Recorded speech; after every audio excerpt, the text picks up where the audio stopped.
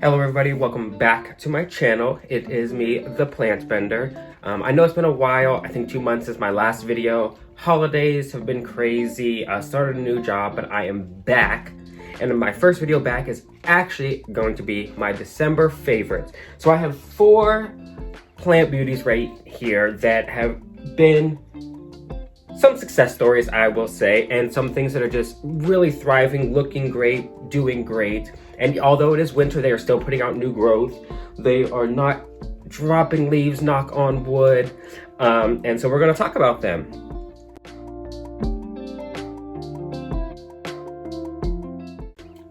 The first one here, the first plant is my MONSTERA dubii. Now, a little backstory about this plant, or I should say this species of plant. I actually ordered cuttings of this plant probably earlier this year when they were a little bit more expensive before they hit the big box stores, and was sadly disappointed. They were supposed to be rooted cuttings. They ended up coming and they were just nodes that were dry, and I knew they weren't gonna root, but I tried it anyways, left them in water for months.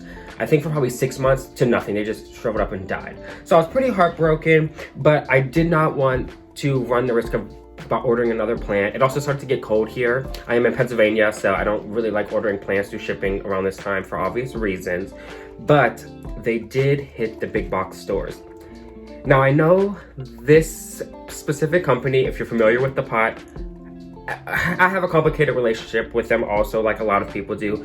However, the plant was beautiful and it was on clearance, so I could not miss the chance. I think I got this guy for $5 at the time, and as you can see, beautiful, continuously putting out all these new leaves. This is all new growth, beautiful, healthy, thick leaves here. He is gorgeous. I plan on putting him on probably a plank of wood. I don't really do moss poles that often. I'm not great with keeping up watering them. And a lot of the, vining trailing plants seem to actually enjoy the wood. The roots seem to latch on. I have a pothos in the back there that's on a plank of wood, and she is doing great. So this is my first December favorite. It's gonna be my MONSTERA dubii.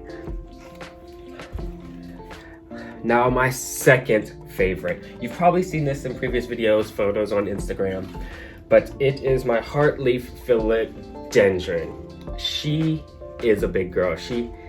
Listen, shorty thick, okay? Wow.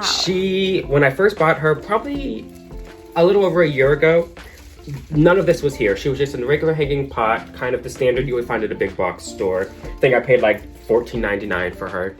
And this time later, I can't even get her all in frame, but she is huge, as you can see. I've cut her probably 30, 40 times since I've had her. She's constantly growing. As you see, she's pushing out new growth now. She's never ending. I know I'm going to have to repot her soon. I'm gonna hang her back up. I'm gonna have to repot her soon, but I really don't want to because she is in a hanging pot. And to put her in a hanging pot that's even bigger, I don't know. I hang her in my window on a curtain rod, and I think she just might get too heavy if I put her in a bigger hanging pot.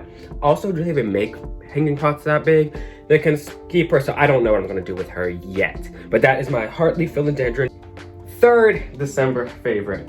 Controversial plant for some, I know. For me also. This is probably the 4th one that I have owned that has not died within like 2 weeks of me owning it. The fiddle fig. This guy is, I'm short, I'm 5'6", so he's about maybe 5 foot tall, thriving, doing great, beautiful, healthy leaves. I actually bought him on clearance. If you're familiar with some of the big box stores, you know they get large shipments in of these and then they clearance them after a while. There was nothing wrong with him. He didn't even have a single brown spot on him, but for 20 bucks, I couldn't pass up on that. He has been thriving. The only downside is that how my apartment is set up, all my heaters, like I said, I'm in Pennsylvania, so my heaters are electric and they're all under every single window. So if you're familiar with fiddle leaf, you know, like once they kind of have a spot, they don't like to be moved. So I don't want to put him in a window during the summertime when I don't have my heat on, but then come maybe late September and I turn my heat on all the way through February, I have to move him. So he has a spot in my bedroom. He's maybe about 5 feet from 2 windows in there, so he gets pretty decent light. Like right now, this is pretty natural light for my place. But he gets pretty decent light, but he does have a grow light that is just for him, that is probably right here, that's constantly on him if it's gloomy outside or anything like that, and he seems to love it. I do have to water him a lot, and I think it is just because of the grow light. He does get a lot of light, so he's sucking it up a lot. But that is number 3 there, the Fiddle Leaf Fig. And my final December favorite, which is this guy who actually needs watered, is my Staghorn. As you can see, he's a big guy. He lives in the window right here next to me. He loves it. Like I said, I do have to water him a lot because he gets sun a lot. And I know ferns in general, they can be temperamental with light. I also have one that's sitting probably 7 feet away from the window here, and it's hanging on the wall. It's attached to some wood. And that one's also doing fine. So it's kind of weird that it's the same plant, completely different light sources, amount of light they're getting, but they're both thriving. He is, for a Staghorn, he's constantly giving me new growth. He definitely is also probably gonna have to go into a bigger pot. But I have a large tree stump I'm thinking about maybe attaching him to. Then maybe I'll show you guys in another video, or I'll post on Instagram, get you guys thoughts. But he is super great, very low maintenance. Like I said, he just hangs out in this window. I water him when he's dry, and he's just kind of there.